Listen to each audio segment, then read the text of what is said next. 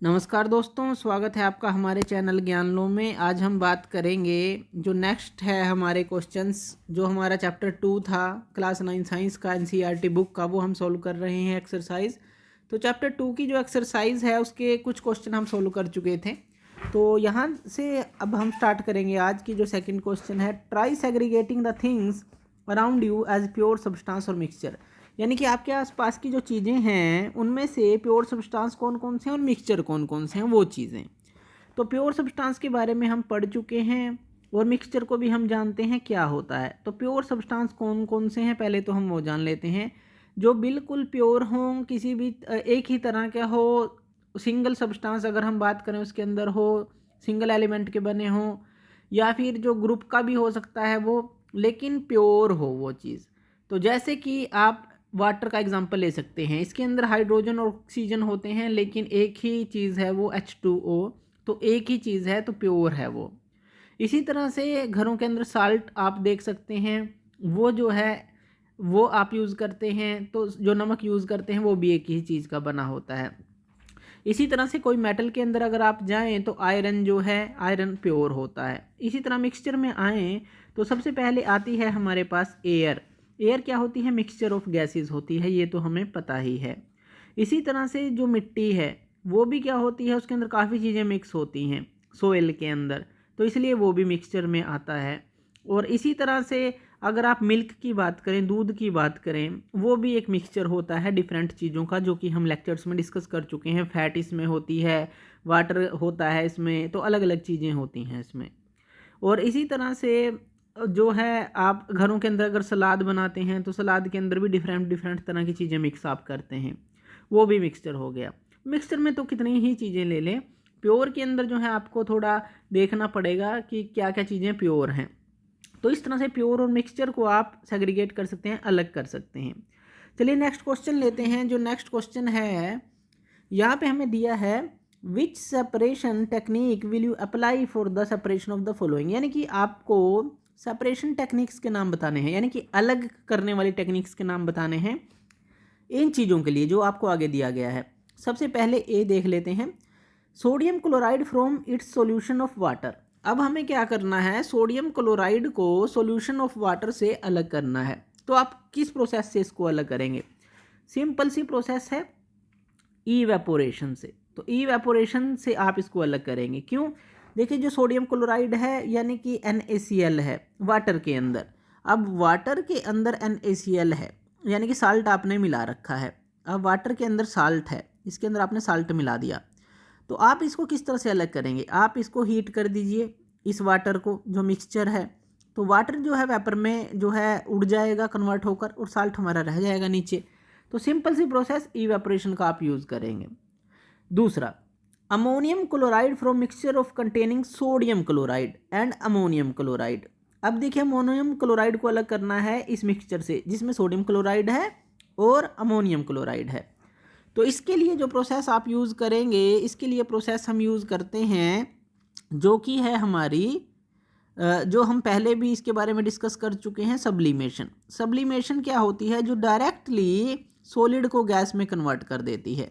तो इसमें वही प्रोसेस होगी, सॉलिड को गैस में या गैस को सीधी सॉलिड में, बीच में जो लिक्विड है ये स्टेट जो है हमारी नहीं आती। तो इसके लिए सब्लिमेशन का यूज़ करेंगे। अमोनियम क्लोराइड जो है ये एकदम से जो है सॉलिड से डायरेक्टली वाटर में कन्वर्ट हो जाता है, और या कहेंगे गैस में कन्वर्ट हो जाता है, और गैस से डायरेक्टली सॉलिड में ये जो है कन्वर्ट हो जाता है। ये एक्सपेरिमेंट हम देख भी चुके हैं अपने लेक्चर्स में। नेक्स्ट ले लेते हैं जो सी पार्ट है, हमें दिया है जो बी हो गया। सी पार्ट जो है, small PCs of metal in the engine oil of A car. Car का जो इंजन ऑयल है यानी कि लुब्रिकेंट ऑयल है, उसके अंदर से आप स्मॉल पीसीज ऑफ मेटल को किस तरह से अलग करेंगे? तो इसको आप जो है, इसके लिए आप एक यूज़ करते हैं फिल्टर का। आप उसको फिल्टर कर सकते हैं, और फिल्टर करके यानी कि मैनुअली आप उसको अलग कर सकते हैं। फिल्टर का आप यूज़ करें और उससे जो है ऑयल को निकाल दें तो फिल्टर हो जाएगा, सारे पार्टिकल अलग हो जाएंगे। नेक्स्ट लेते हैं, different pigments from an extract of flower petals. हमें क्या करना है, डिफरेंट पिगमेंट्स को अलग करना है फ्लावर पेटल्स के, यानी कि फूल का जो पेटल है उससे जो है हमें अलग करना है। तो इस चीज़ के लिए जो है हमारी आती है, जो हमने प्रोसेस पढ़ी थी क्रोमेटोग्राफी, जिसके अंदर से हम डाई के कलर को अलग कर रहे थे। तो इसके लिए जो यूज़ होगी वही होगी क्रोमेटोग्राफी। ये जो है इसके लिए यूज़ होगी क्रोमेटोग्राफी टेक्निक, ये ध्यान रखना है। क्यों? क्योंकि जो अलग अलग तरह के कलर पिगमेंट हैं इसी के से हम अलग कर पाते हैं। अब बटर फ्रॉम कर्ड, यानी कि हमें मक्खन को निकालना है कर्ड से, तो इसके लिए आप कौन सी प्रोसेस लगाएंगे? इसके लिए आप प्रोसेस लगाते हैं सेंट्रीफ्यूगेशन। आप एक चीज़ को डालकर उसको घुमाते हैं, तो सेंट्रीफ्यूगेशन प्रोसेस इसके लिए करते हैं, ये हम पहले भी पढ़ चुके हैं। ऑयल को वाटर से अलग करना है। अब ऑयल को वाटर से अलग करने के लिए आप क्या करेंगे? इसके लिए आप एक सेपरेटिंग फनल का यूज़ करेंगे। तो यहाँ पे आप यूज़ करेंगे सेपरेटिंग फनल का। सेपरेटिंग फनल के बारे में भी हम पढ़ चुके हैं। एक फनल होती है जिसमें अलग अलग डेंसिटी के हिसाब से ऑयल और वाटर अलग अलग हो जाएगा। फिर एक चीज़ को हम नीचे से ओपन करके निकाल लेते हैं, क्योंकि डेंसिटी अलग अलग है तो अलग अलग परत में बन जाता है। जैसे एक परत ये बन गई, फर्स्ट सेकंड परत ये बन गई। अब वाटर में जब भी ऑयल को डाल के देखेंगे तो अलग अलग परत बन जाती है। तो इसीलिए एक सेपरेटिंग फनल आती है जहाँ से हम इसको सेपरेट कर सकते हैं। नेक्स्ट आता है हमारा टी लीव फ्रॉम टी। अब जो चाय के पत्ते हैं हमें चाय से अलग करने हैं चाय बनाने के बाद, तो उसके लिए आप क्या करते हैं? तो इसके लिए आप एक सिंपल फिल्ट्रेशन मेथड आप अप्लाई करते हैं। आप जो घरों के अंदर एक छलनी होती है उसका यूज़ करते हैं। तो इसके लिए भी जो है आप एक तरह का फ़िल्टर यूज़ करते हैं, छलनी का यूज़ करते हैं, जिससे कि चाय पत्ती अलग हो जाती है और चाय आपकी अलग हो जाती है। तो सिंपल सी प्रोसेस है। Iron pins from sand. अब एक सैंड के अंदर, रेत के अंदर कुछ आयरन की पिन गिरी हुई हैं, तो आप उनको कैसे अलग करेंगे? दो तरीके हो सकते हैं, या तो मैनुअली आप हाथ से उसको अलग कर दें, या फिर दूसरा एक मैग्नेट ले लें। और मैग्नेट क्या है, आयरन को अपनी तरफ आकर्षित करता है, तो वो सारी पिन्स को अलग कर देगा। तो वो इस तरह से आप अलग कर सकते हैं। Wheat grains from husk. अब जो वीट ग्रेन जो है, आपके पास कोई भी फसल होती है उसके साथ कुछ भूसा होता है, तो उसको अलग करने के लिए आप क्या करते हैं? उसको अलग करने के लिए आप विंड एनर्जी का यूज़ करते हैं, यानी कि हवा का यूज़ करते हैं। तेज़ हवा में जब आप उसको ऊपर से नीचे की तरफ गिराते हैं, यहाँ से आप नीचे की तरफ गिराएंगे, तो जब एयर तेज़ लगेगी उसको, तो जो लाइटर पार्टिकल हैं वो हवा के साथ उड़कर अलग हो जाएंगे, और जो भारी पार्टिकल हैं वो नीचे जो है सेटल होते रहेंगे। इस तरह से आप इसको अलग करते हैं।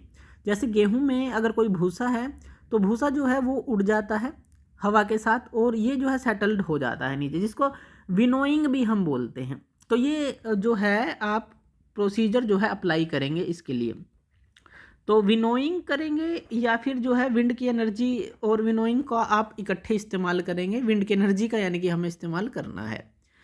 नेक्स्ट ले लेते हैं fine mud particle suspended in water. अब वाटर के अंदर जो है फाइन मड पार्टिकल्स है, मान लीजिए वाटर है और इसके अंदर फाइन मड के पार्टिकल हैं। ये क्या है, मान लीजिए मड के पार्टिकल हैं, तो आप इसको अलग करना चाहते हैं, तो आप कैसे करेंगे इसको अलग?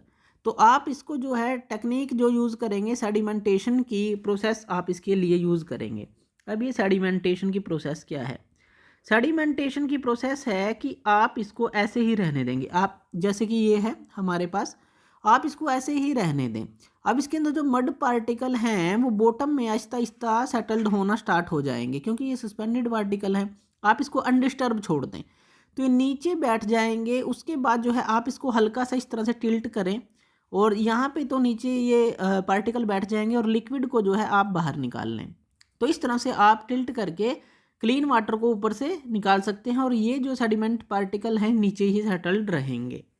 तो इस तरह से आप इसको अलग कर सकते हैं। अब नेक्स्ट क्वेश्चन लेते हैं। जो नेक्स्ट क्वेश्चन है हमारे पास वो क्या है? ये है हमारे पास, write the steps you would use to making tea. चाय बनाने के लिए स्टेप हमें बताने हैं, लेकिन इसके अंदर कुछ वर्ड्स का हमें यूज़ करना है। Solution, solvent, solute, dissolve, soluble, insoluble, filtrate and residue. इन सारे शब्दों का इसके अंदर यूज़ करना है। चाय बनाने की विधि जो है आपको पता ही होगी, बस इसके अंदर ये जो साइंटिफिक कुछ टर्म है ये यूज़ करने हैं हमें। तो इसके लिए सबसे पहले आप एक जो है बर्तन लेते हैं, जिसको आप वेसल आप यहाँ पे बोल सकते हैं। आपने एक वेसल लिया और इसके अंदर जो है आपने एक जो कप ऑफ मिल्क डाल दिया। अब यहाँ पे जो मिल्क आपने डाला है ये किस चीज़ का काम करेगा, यहाँ पे लिख लेते हैं। मिल्क यहाँ पे अब सोलवेंट का काम करेगा, क्योंकि इसके अंदर हम एक और चीज़ें मिलाएंगे, सोलवेंट का काम करेगा। तो सोलवेंट शब्द का हमने यूज़ किया, यहाँ पे देखिए हमें दिया है सोलवेंट, तो सोलवेंट शब्द का हम यूज़ कर चुके हैं। उसके बाद इसके अंदर हम मिलाते हैं जो चाय की पत्ती होती है, टी पाउडर आप बोल लीजिए उसको, तो आपने इसके अंदर टी पाउडर मिला दिया। अब जो टी पाउडर है ये किस चीज़ का काम करेगा, ये सोल्यूट का काम करेगा।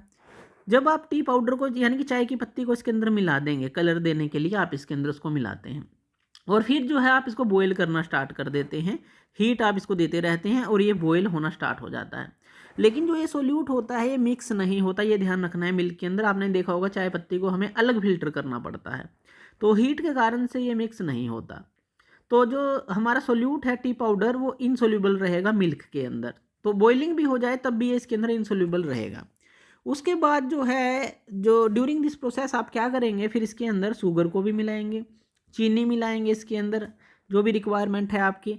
अब जब आप शुगर को मिलाएंगे ये भी क्या है हमारा, ये भी हमारा सोल्यूट होगा जो कि सोलवेंट में मिलेगा, लेकिन ये हमारा अच्छी तरह से मिक्स हो जाएगा, ये मिक्स हो जाएगा और जैसे जैसे टेम्परेचर बढ़ता रहेगा इसकी मिक्सिंग जो है जल्दी से जल्दी होती रहेगी।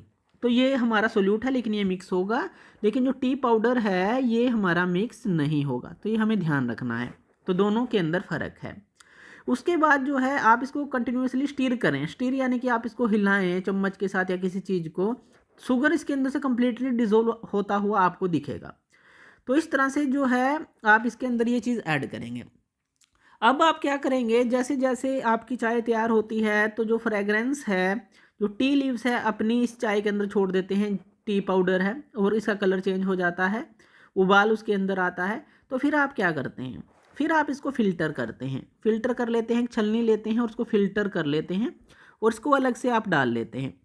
तो इस तरह से जो है आप फ़िल्टर करके फिर उसके अंदर फ़िल्टर करते हैं, चाय अलग हो जाती है टी, और इसके अंदर रेजिड्यू बच जाता है जो टी पाउडर है या चाय की जो पत्ती है वो अलग बच जाती है। तो टी जो है हमारा बन गई और ये क्या बच गया, हमारा रेजिड्यू बच गया, ये हो गया रेजिड्यू। तो ये चीज़ हो गई। अब इसके अंदर हमने सारे वर्ड यूज़ किए, सॉल्यूशन, सॉल्यूशन क्या है, ये सारी चीज़ों का मिलकर जो बना।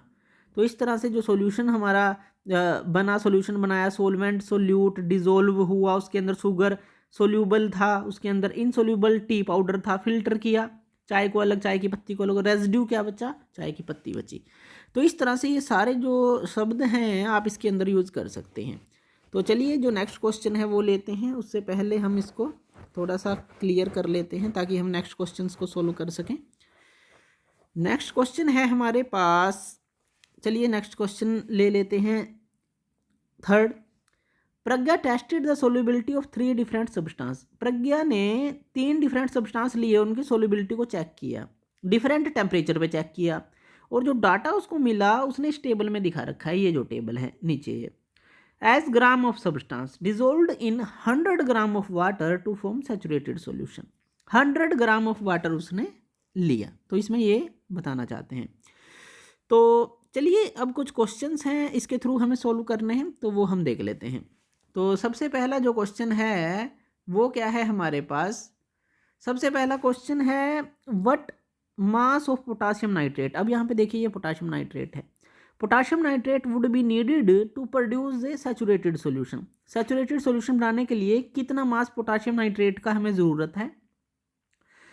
ऑफ जो सॉल्यूशन है of potassium nitrate in 50 gram of water, 50 gram of water में दिया है 313 केल्विन। यहाँ पे ये देखिए टेम्परेचर दिए गए हैं, 313 केल्विन कहाँ है, यहाँ पे ये 313 केल्विन है। पोटासियम नाइट्रेट का यहाँ पे जो वैल्यू है ये 62 है, लेकिन हमने कितना ग्राम ऑफ वाटर लिया है, 100 ग्राम ऑफ वाटर। ये हमें बोल रहा है कि 50 ग्राम ऑफ वाटर में हमें निकालना है। तो सिंपल सी बात है कि जो 100 ग्राम ऑफ वाटर में अगर हम इसको देखें, 100 ग्राम ऑफ वाटर में इसकी जो सोल्यूबिलिटी है ये 62 है, यानी कि 62 है, ये जो हमें दी है 313 केल्विन पे। अगर हम 50 ग्राम में निकालें तो वो कितनी हो जाएगी, सीधा इसका आधा हो जाएगा, यानी कि 62/2, तो ये 31 हो जाएगी। यानी कि इसका जो आंसर रहेगा 31 ग्राम ऑफ जो पोटासियम नाइट्रेट है वो रिक्वायर्ड रहेगा। तो इसका सीधा सा आंसर ये रहेगा, हाफ कर देंगे बस तो वो चीज़ रहेगी इसके अंदर। सेकंड क्वेश्चन है Pragya makes a saturated solution of potassium chloride. अब इसने पोटासियम क्लोराइड की बात की, पोटासियम क्लोराइड कहाँ है, ये है पोटासियम क्लोराइड। तो उसने पोटाशियम क्लोराइड का सोल्यूशन बनाया in water at 353 kelvin, 353 kelvin पे बनाया पोटाशियम क्लोराइड, यानी कि ये 54 की बात कर रही है। तो उसने सोल्यूशन बनाया और leaves the solution to cool, और उसने उस सोल्यूशन को बनाकर ठंडा होने के लिए रूम टेम्परेचर पर छोड़ दिया। What would she observe as the solution cool, जैसे जैसे सोल्यूशन कूल होगा तो उसको क्या ऑब्जर्व वो करेगी, एक्सप्लेन। तो देखिए, जब भी आप कोई सोल्यूशन बनाते हैं, मान लीजिए आपने कोई सोल्यूशन बनाया इस तरह की चीज़ों का, और इसके अंदर आपने जो है पोटाशियम क्लोराइड जो है डाल रखा है, पोटाशियम क्लोराइड आपने डाला, तो ठंडा होने के लिए आपने छोड़ दिया इसको, तो क्या होगा, जो सोल्यूबिलिटी है पोटाशियम क्लोराइड की वाटर के अंदर, अगर आप देखें तो जैसे ही आप जो है इसको ठंडा होने के लिए छोड़ेंगे, यहाँ से हीट लॉस होगी, यानी कि कहने का क्या मतलब है, आपने इसके अंदर से हीट लॉस कर रहे हैं, आपने ठंडा होने के लिए इसको छोड़ दिया। तो आप क्या ऑब्जर्व करेंगे, इसके अंदर क्रिस्टल बन जाएंगे पोटाशियम क्लोराइड के, यानी कि यहाँ पे जो है आपको क्रिस्टल मिलेंगे पोटाशियम क्लोराइड के। तो ये जो है आप यहाँ पे देख सकते हैं, जैसे जैसे लो टेम्परेचर होता रहेगा यहाँ पे क्रिस्टल बनते रहेंगे। हाई टेम्परेचर पे तो मिक्सिंग हो जाएगी, लेकिन जैसे जैसे आप ये ठंडा होगा तो यहाँ पे क्रिस्टल बन जाएंगे इसके, तो यहाँ पे ये देखने को मिलेगा। नेक्स्ट क्वेश्चन लेते हैं, ये हो गया find the solubility of each salt at 293 kelvin. हमें ये जो सारे साल्ट दिए हैं, potassium nitrate, sodium chloride, potassium chloride, ammonium chloride, 293 पे, अब ये 293 ये है, तो यहाँ पे हमें चेक करना है कि सबसे ज़्यादा सोल्युबिलिटी किसकी है। अब यहाँ पे देख लेते हैं 293, ये 32 है, ये 36 है, 35, ये 37 है, यानी कि ये जो सोल्युबिलिटी है अमोनियम क्लोराइड की, ये सबसे ज़्यादा है। तो सिंपल सा इसका आंसर रहेगा अमोनियम क्लोराइड, तो ये आंसर रहेगा इसका, यहीं से समझ सकते हैं। What is the effect of change of temperature on the solubility of salt. Temperature अगर हम चेंज करते हैं तो सोल्युबिलिटी ऑफ साल्ट पे क्या फ़र्क पड़ता है। अब यहाँ पे देखिए, आप टेम्परेचर इस तरफ इंक्रीज़ हो रहा है, इस तरफ जा रहे हैं लेफ्ट से राइट, तो सोल्युबिलिटी भी इंक्रीज़ हो रही है, हर एक जो हमारा साल्ट है हर एक की इंक्रीज़ हो रही है, यानी कि टेम्परेचर अगर बढ़ता है तो सोल्युबिलिटी क्या होती है, इंक्रीज़ होती है। तो ये आप देख सकते हैं, जब भी आप टेम्परेचर बढ़ाते हैं तो सोल्युबिलिटी इंक्रीज़ हो जाती है। चलिए, जो नेक्स्ट क्वेश्चन है वो ले लेते हैं, explain the following bye given example. तो ये क्वेश्चन हम लेते हैं, explain the following bye examples देने हैं हमें। तो सैचुरेटेड सॉल्यूशन क्या है, सैचुरेटेड सॉल्यूशन क्या होता है, इसको समझते हैं। आपने क्या किया, एक सोलवेंट लिया, एक सोलवेंट आपने लिया। सोलवेंट क्या होता है, जिसके अंदर कोई चीज़ घुलेगी। सोल्यूट क्या होता है, जो घुलने वाला चीज़ होती है, जैसे कि पानी के अंदर आपने शुगर मिला दी तो शुगर सोल्यूट है, चीनी। तो जब आप इसको मिलाते रहें और ये स्टेज पर आ जाए कि उससे ज़्यादा सोल्यूट इसके अंदर जाए ना, मिक्स ना हो, वो चीज़ जो होती है वो हमारी सैचुरेशन होती है, यानी कि उससे ज़्यादा वो उसको डिज़ोल्व नहीं कर पाता, एक तरह का एक्विलिब्रियम इसके अंदर आ जाता है, तो वो सैचुरेटेड सोल्यूशन है। तो सिंपल सी बात है कि सैचुरेटेड सोल्यूशन वो स्टेट है सोल्यूशन की, एक स्पेसिफिक टेम्परेचर हमें रखना है जब जो सोल्यूट के अंदर, सोलवेंट के अंदर सोल्यूट ज़्यादा ना घुल पाए, या कहें कि घुलना बंद हो जाए वो चीज़।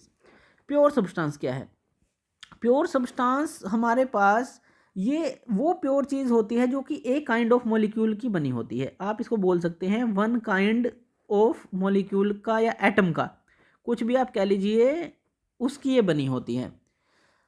और ये कंपाउंड भी हो सकता है विदाउट, अगर आप उसके अंदर कोई भी चेंज ना करें तो सिर्फ एक चीज़ की बनी हुई। और इसके अंदर आप एग्जांपल ले सकते हैं जो एक चीज़ का बना हुआ है, जैसे आप डायमंड का एग्जांपल ले लीजिए, द डायमंड हो गया, सल्फर हो गया, इस तरह की चीज़ें।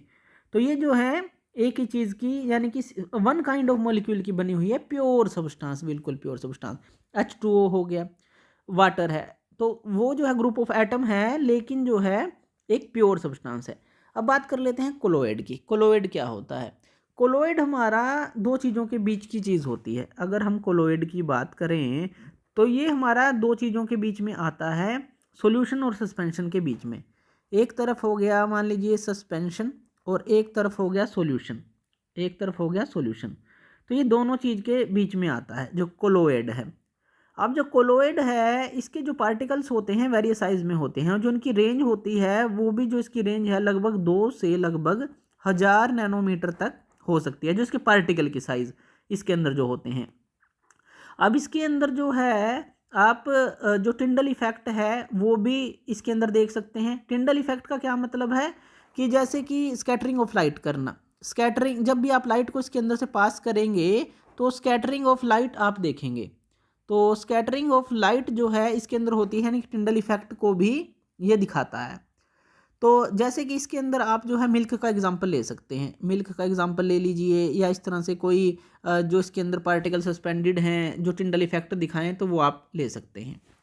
नेक्स्ट आ जाता है सस्पेंशन। सस्पेंशन क्या होता है?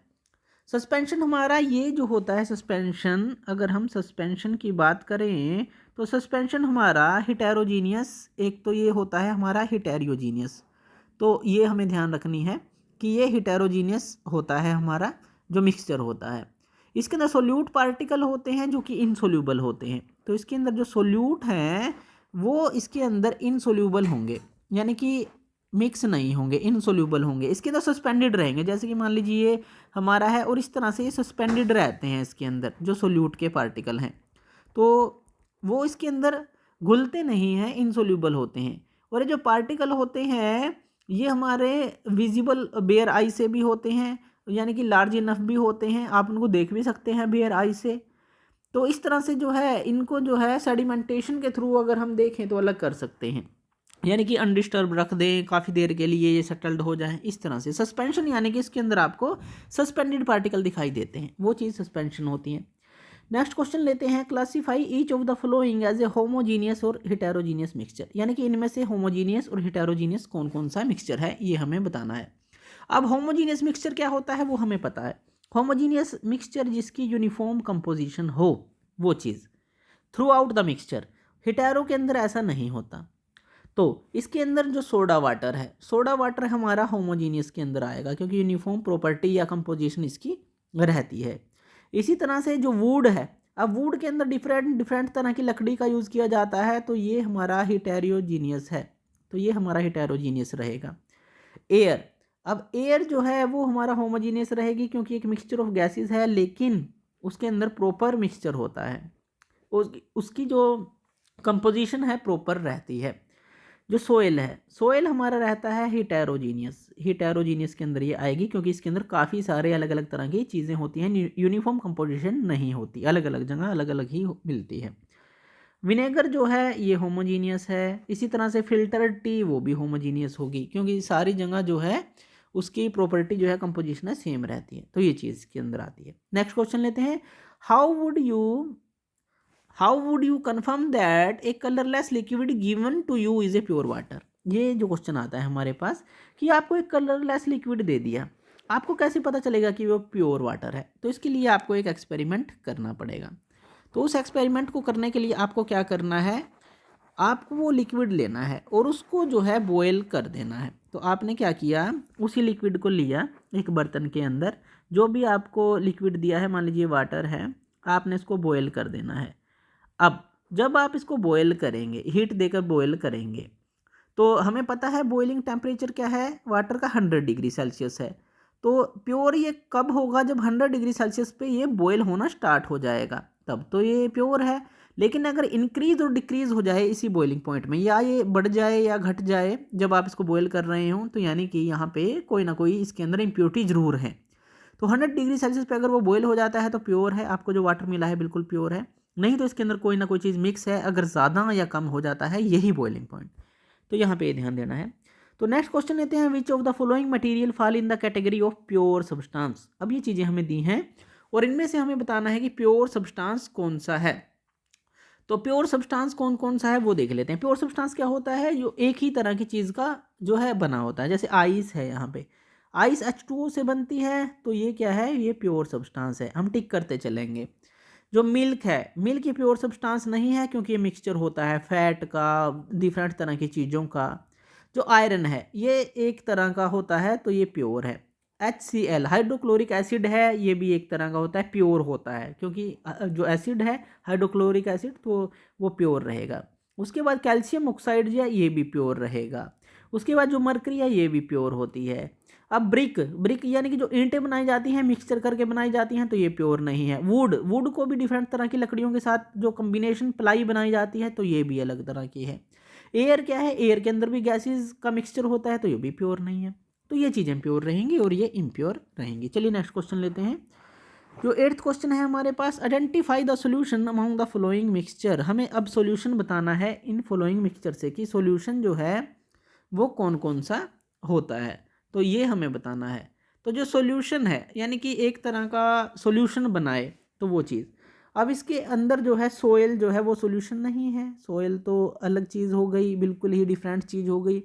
सी वाटर ये सॉल्यूशन है, इसके अंदर पानी के अंदर साल्ट जो है आप मिलाते हैं, मिक्सचर बनता है, वो सॉल्यूशन है। एयर के अंदर जो गैसेस होती हैं उसका जो मिक्सचर बनता है तो ये भी सॉल्यूशन है। कोयला सॉल्यूशन नहीं होता। सोडा वाटर ये भी एक तरह का सॉल्यूशन है। तो ये सारे सॉल्यूशन रहेंगी। जैसे कि एक तरह का फ्लूइड की हमने बात की, सी वाटर भी फ्लो कर सकता है, एयर भी फ्लो कर सकती है, सोडा वाटर भी फ्लो कर सकता है। तो यहाँ से सिंपल आप फ्लूइड से आप पहचान सकते हैं। नेक्स्ट क्वेश्चन है, what is the following will show Tyndall effect. Tyndall effect क्या होता है? जब आप लाइट को पास करते हैं तो ये स्कैटरिंग दिखाता है, स्कैटरिंग ऑफ लाइट, या कहें कि लाइट का जो पाथ होता है वो विजिबल रहता है।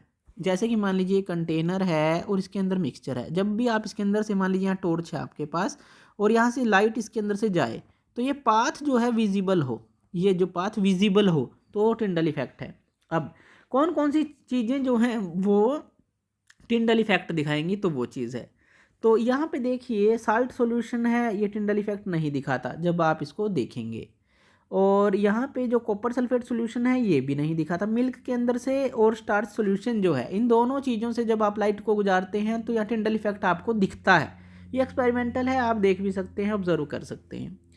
तो नेक्स्ट क्वेश्चन लेते हैं, classify the following into elements and compounds and mixtures. तो ये चीज़ हमें बतानी है, यानी कि एलिमेंट क्या है, कंपाउंड क्या है, मिक्सचर क्या है। एलिमेंट क्या होता है? सीधी एक बेसिक यूनिट, जैसे हमारी एक चीज़ हो गई कोई सिंपल बेसिक यूनिट, सबसे जो एक चीज़ ऑक्सीजन नाइट्रोजन अलग एक चीज़ हो गई। कंपाउंड जैसे कि मिलकर बनना, दो या दो से ज़्यादा एलिमेंट से मिलकर बनना, वाटर हो गया या इस तरह की। मिक्सचर यानी कि इन सब चीज़ों का मिक्सचर, वो चीज़। तो चलिए देखते हैं इनमें से कौन कौन से एलिमेंट हैं और कौन कौन से हमारे पास जो है मिक्सचर, कंपाउंड है और मिक्सचर है। तो एलिमेंट की अगर हम बात करें तो एक ही तरह की चीज़ इसमें कौन सी है? सोडियम की बात करें तो ये क्या है? एलिमेंट है। तो यहाँ पे हम ई लिख देते हैं, एलिमेंट है। उसके बाद सोयल तो क्या होती है? एक तरह का मिक्सचर होती है डिफरेंट तरह का, तो एम हम लिख देते हैं, मिक्सचर है। शुगर सोल्यूशन में मिक्सचर है पानी का, उसके अंदर चीनी है। सिल्वर हमारा एक ही तरह का सिंपल बेसिक है, सिल्वर जो हमने बात की एलिमेंट रहेगा। कैल्शियम कार्बोनेट, अभी कैल्शियम है कार्बोनेट भी है, यानी कि ये कंपाउंड है हमारे पास, तो ये कंपाउंड रहेगा। टीन, अब जो टीन है एक ही चीज़ है यानी कि सिंपल है, एलिमेंट ये हो गया। उसके बाद सिलिकॉन, जो सिलिकॉन हमारा आ जाता है सिंपल, ये भी एलिमेंट के अंदर ही आ जाता है कि एक ही चीज़ है। कोल, अब जो कोयले की बात करें तो कोयला एक तरह का, इसके अंदर अगर हम बात करें तो वो एक तरह का मिक्सचर भी हो सकता है। अगर डिफरेंट तरह के जो उसके अंदर चीज़ें हैं तो मिक्सचर में भी आ सकता है, तो आप इसको मिक्सचर में ले सकते हैं। एयर को ये भी मिक्सचर में, मिक्सचर ऑफ गैसेस है। सोप जो है वो भी डिफरेंट तरह के मिक्सचर से बनाई जाती है। इसी तरह से जो मीथेन है, मीथेन जो है ये हमारा कंपाउंड में आ जाता है, क्योंकि मीथेन जो है अलग अलग जो चीज़ों का, एलिमेंट्स का बना होता है। अब कार्बन डाइऑक्साइड जो है वो भी CO2 होता है, तो ये भी एक कंपाउंड है, जैसे H2O है, इसी तरह से CO2 हो गया। ब्लड जो है वो भी मिक्सचर में आ जाता है। तो इस तरह से एलिमेंट, कंपाउंड और मिक्सचर आप इसके अंदर देख सकते हैं। नेक्स्ट क्वेश्चन लेते हैं, जो लास्ट क्वेश्चन हमारा रहेगा, which of the following are chemical changes. Which of the following are chemical changes, इनमें हमें बताना है कि केमिकल चेंजेस कौन कौन से हैं। तो अलग अलग तरह के जो केमिकल चेंजेस हैं वो आप देख सकते हैं। तो यहाँ पर ये हमें दिए हैं, इनमें से हमें बताना है कि which of the following are chemical changes. तो चलिए, जो इसमें फर्स्ट दिया है हमें, वो क्या दिया है? Growth of plant. जो ग्रोथ ऑफ प्लांट है, देखिए प्लांट ग्रो हो रहा है यानी कि उसके अंदर कोई केमिकल चेंजेस हो रहे हैं, तो ग्रोथ ऑफ प्लांट क्या है? केमिकल चेंज है हमारे पास। लोहे को जंग लगना भी केमिकल चेंज है, क्योंकि केमिकल प्रोसेस के कारण होता है। लोहे को जंग जो लगती है, पूरी एक प्रोसेस जो है केमिकल प्रोसेस होती है। Mixing of iron filings and sand, ये जो है ये हमारे पास ये केमिकल चेंज नहीं है, तो मिक्सिंग है एक तरह की, कोई केमिकल प्रोसेस नहीं है।